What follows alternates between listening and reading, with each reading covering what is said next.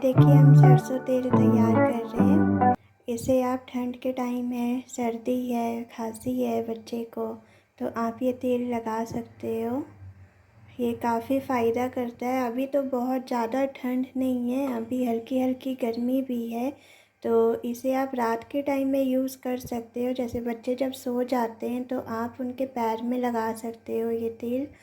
बाकी जब ठंड पड़ने लग जाए तब आप सुबह शाम कभी भी लगा सकते हो, क्योंकि इस तेल में मैंने दिया है।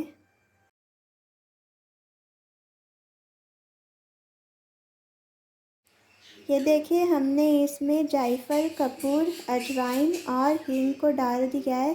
कपूर और जायफल हमने कम ही डाला है, क्योंकि अभी बहुत ज़्यादा ठंड नहीं पड़ रही है, अभी हल्की हल्की गर्मी ही है, तो इसलिए वो अभी बच्चे की स्किन को गर्म कर सकता है, जैसे रैशेस, दाने, ये सब होने के चांसेस है।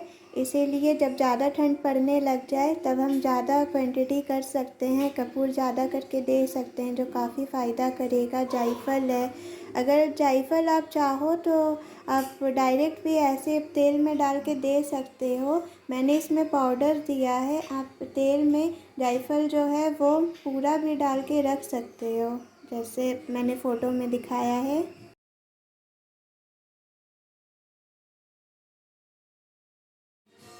अब देखिए तेल बहुत गर्म हो गया है, तो अब हम इसे ठंडा होने देंगे। या तो आप ऐसे भी इसे कंटेनर में रख सकते हो, किसी बोतल में रख सकते हो, या फिर आप छान के भी रख सकते हो, लेकिन आप ऐसे रखोगे तो ये ज़्यादा फ़ायदा करेगा।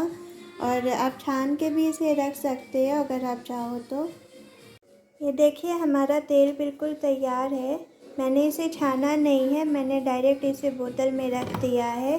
इसे आप जब भी लगाओ कटोरी में लेकर आप हल्का गरम कर लो और फिर बच्चे को लगाओ।